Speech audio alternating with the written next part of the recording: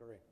Okay, so we've got to figure out some way to use time to take advantage of the time value of money. So when we say the time value of money, what does that mean exactly? This is what's going to help us get out of debt. What is the time value of money? What causes time to be such an important factor relative to money? And I'll give you a hint. I already gave you one reason. Inflation. If we do nothing and we simply leave the money on the table, then the money will be worth less a year from now.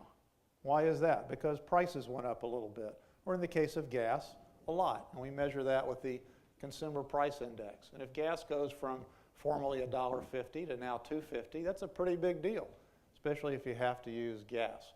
So inflation is going to erode our money. What's the value if we took the money and did something with it? What's the positive aspect of that? Hint, hint.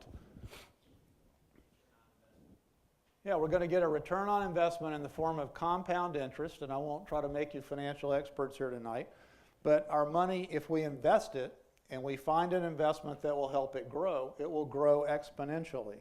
And I mean that literally. And I know most of you don't like math, but that's just simple math. If I take $5 a day, if I'm 20, 21 years old, take $5 a day, only $5. A guy wrote a book called The Latte Factor. Don't go get a latte and a muffin, $5. We should be so lucky to get a latte and a muffin for only $5 these days. If I took just $5 and put it away, or didn't smoke a pack of cigarettes, or didn't have a couple of beers, whatever $5 means to you, and I put it away into an investment account at a reasonable rate of return that only matched the stock market over the last 50 years or so, nothing special, just about that, then when we're all ready to retire, we'd all be millionaires. Period. Simple as that. True story. Math is inevitable. Can prove it up to you anytime.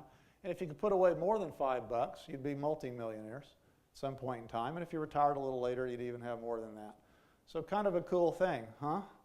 So why don't people do that? Don't overthink it. We want our damn latte.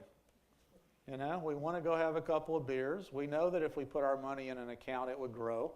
People like me that talk to people like me back when I was sitting where you are, they told me the same thing. I didn't do it either because I wanted a couple of beers and I wanted to do stuff with my money just like you do too.